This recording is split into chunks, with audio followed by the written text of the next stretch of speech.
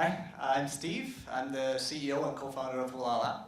And Hulala is an e-commerce marketplace for Asian fashion designers. So at Hulala, we allow Chinese consumers to discover and to purchase over 10,000 products from the best Asian brands through our e-commerce marketplace and through our social media network. And our goal is to make China the fashion center of Asia. And we know that in order to do that, that means not only working with Chinese designers and not only working with big international brands, it means finding the best emerging Asian brands from countries like from Thailand, from Vietnam, and from Hong Kong, and helping them to get into the Chinese market. And the Chinese market right now, the cross-border fashion e-commerce market alone is expected to be a $100 billion market by 2021. This is because Chinese people want to be cool, they want to be fashionable, and they need it to be affordable. And so right now, Chinese customers, if they want to look cool, they've got basically two options. They can buy big international brands, which are quite expensive, or you can buy fast fashion and wear it the same as everyone else. And it's not very cool, right? But there's nothing really in between, no high quality choice in between. And we think that Asian designers and Asian brands fit that perfectly. They have affordable clothing, they are high quality, and they're designed perfectly for Asian people, so perfect for the Chinese market. But the problem is for Chinese people right now, if they want to buy Asian brands, is that there's no easy way to buy it. They don't have Chinese social media like Weibo and WeChat, and they don't have Chinese websites, so they don't have WeChat, they don't have Alipay, and they don't have Chinese customer service, so it's very hard for Chinese people to buy. So at Hulala, we've helped over 100 brands to enter the Chinese market, to open up their online store on hulala.com, where we have localized product descriptions in Chinese. We have WeChat, we have Alipay, and we also have localized customer service in Chinese, so Chinese customers can easily ask questions and get answers right away in a language that they understand. And 24 of those brands are working with us exclusively in the Chinese market. So for those brands, we give them additional services, like we help them to manage their Weibo and their WeChat. And so for those 24 brands, we've managed to get them over 200,000 followers on Weibo and WeChat. And we have over 65 million monthly social media impressions, which is really high engagement as well, of around 3.3%. And this generates around 25,000 clicks to our website every month from social alone.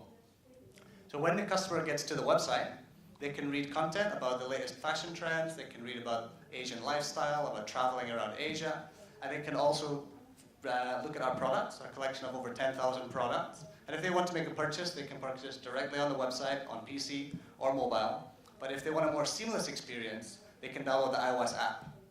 And on our iOS app, again, we have that same content, but we also have an additional feature very similar to Tinder. I'm sure you all know Tinder, where you swipe right to say you like the product, you swipe left to say you don't like it.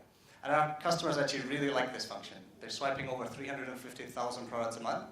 And we find that by using this data to show them products that they really want, we've managed to increase our conversion rate 50%, from 5% up to 7.5%, that's daily conversion rate, and also increased our monthly retention rate from 36% up to 42%, which is a 17% increase. And because of this, we've had really good results over the last year. Since we launched in June 2016, we now have 250,000 registered users in iOS in China. And in June 2017, a couple months ago, we had over 20,000 US in gross margin. That's not GMV. And the main drivers of this were increasing our average order value. We were previously at $50 US, and we managed to double it up to $100 US average order. And we also started negotiating exclusive contracts with brands, so we could increase the commission because we're running their social media. And we were able to increase our commission up to 30 to 35%, which is significantly higher than other Chinese players.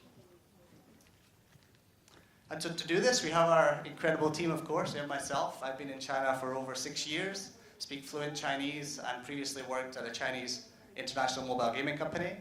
Our COO, Lucas, has been in China since 2009, also speaks fluent Chinese, and has been in China, has been working for a European designer brand to help them enter the Chinese market. Then we have Jerry Lam, our CSO and angel investor, who's a serial entrepreneur, has several successful companies in China market. And we have Kit Lau, who's here with us today, somewhere. Yeah, here she is. She's our VP of marketing, and she is the social media queen, we call her. And she's our fashion designer and KOL in residence. And of course, we have Another member of our team with us today from the merchandising team. We have our in-house customer service team. We have our marketing team, and we also have an in-house tech development team, around 15 people in total. So we just closed our seed round this week, 600,000 US from one of the investors, a large player in the Asian fashion industry. And we're planning our Series A round next year of around 1.5 to 2 million US. So we hope that with Jumpstarter support, Alibaba support would also be useful. We really can make China the fashion center of Asia. So thank you. Thank you very much. And this 4 minutes will be for questions from our judges. Just a quick question. How's the competition landscape in China looks like? I think the idea of people, and also why Asian designer brand only? Because I think a lot of Chinese people tend to, like US, European, a luxury brand as well. Why only Asian as your focus? Okay, so our vision is that we believe that Asian designers will be the next big designers around the world. The next big brands that will come will be Asian. That's because they have really good supply chains. They have direct access to the Chinese market, and the Chinese market will be the largest market in the world very soon. And when that happens, that means China will then become a leader. And when China becomes a leader in the fashion industry, that's what we believe is a good opportunity. And we believe that for Chinese people and Asian people in general to buy Asian brands, the design is designed for Asian people. They look better in Asian clothes. It's very suited to them, and we see a huge opportunity in helping these Asian brands because they don't speak Chinese. They don't know how to get into the Chinese market right now. It's a big problem for them. So there's a lot of the international brands already in there, and we see a big opportunity in helping the Asian brands to get in. You're talking about Korean and Japanese. Yeah, but right now we mainly work with Southeast Asian brands and Hong Kong brands and Chinese brands. But with our new investor on board, they have a lot of connections into Japan and Korea, and we should be able to, in the next few months, we should be bringing on more Japanese and Korean brands. Right. You take care of the inventory, logistic, or the designer take their peer-to-peer model? Yeah, we're a marketplace model, so B2B2C. So the brands will ship directly to the customer. We don't hold any stock. Concession model, you mean? Yeah, basically, we don't hold any stock. The brand is shipping directly to the customer. We just process the transactions.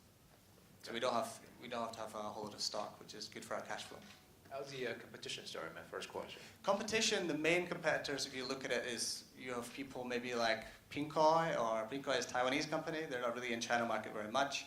You have Yoho, which is focusing on lower end products.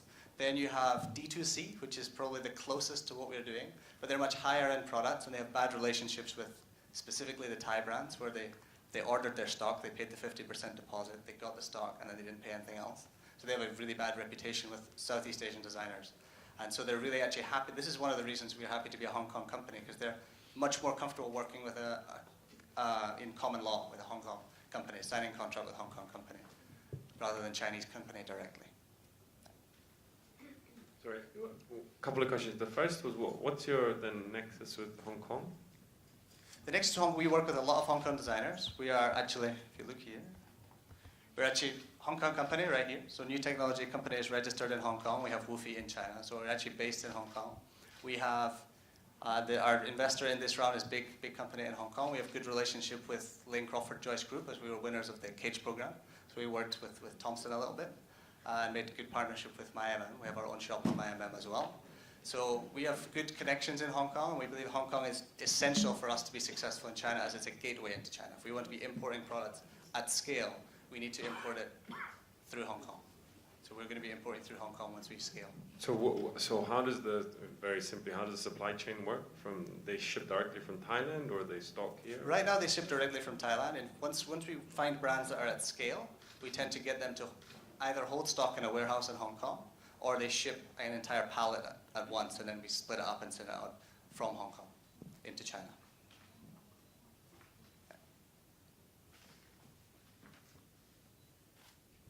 No more questions? It looks like that's it. Thank you very much. Thank you. Thank you, Steve.